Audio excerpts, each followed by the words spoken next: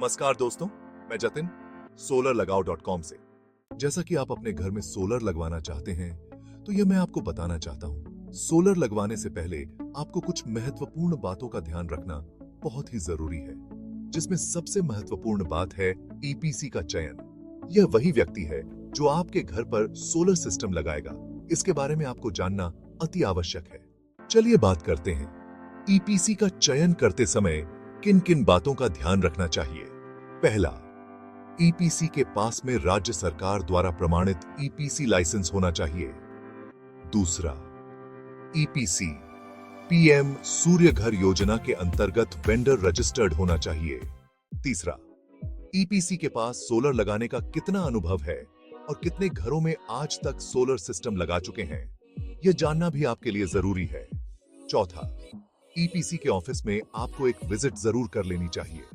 यह जानना इसलिए भी जरूरी है क्योंकि इन सभी बातों का लिंक सोलर सिस्टम की सर्विस से संबंधित है। क्योंकि सोलर एक इंजीनियरिंग प्रोडक्ट है, इसकी सर्विस और मेंटेनेंस आपको आने वाले 25 सालों तक चाहिए होगी।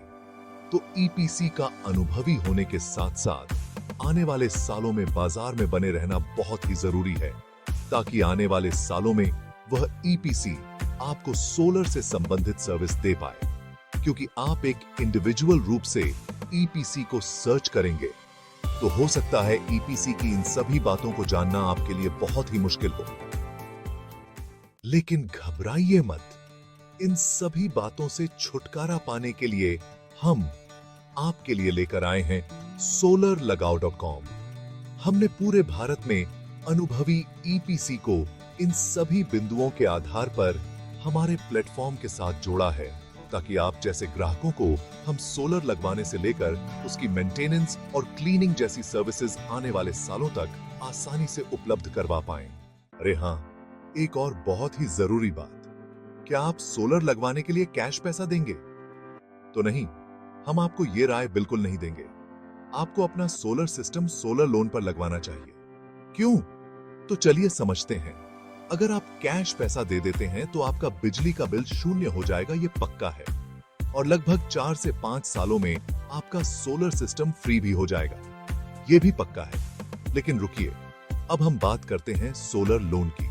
मान लीजिए आपका बिजली का बिल औसतन 2000 रुपए प्रति माह आता है, तो आपके यहाँ लगने वाला सोलर सिस्टम 3 किलोवाट का होगा और जिसकी लागत लगभग आएगी 1,80,000 रुपए, और केंद्र सरकार आपको 78,000 रुपए की सब्सिडी प्रदान करेगी। तो सब्सिडी मिलने के बाद आपकी कुल लागत रह जाएगी 1,02,000 रुपए मात्र।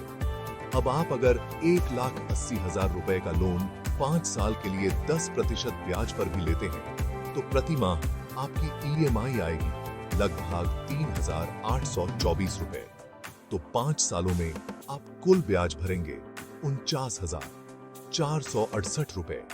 यानी आप 5 सालों में कुल पैसा अदा करेंगे 2,29,468 रुपए। अब बात करते हैं बिजली यूनिट उत्पादन की।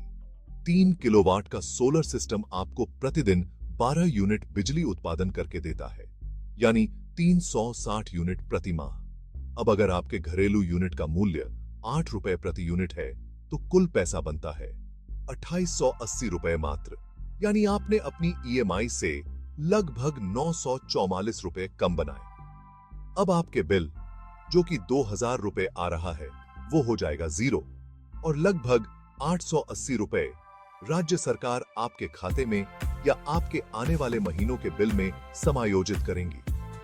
अब मान लेते हैं आप 1,80,000 रुपए की 8% वार्षिक ब्याज से एफडी करवा देते हैं।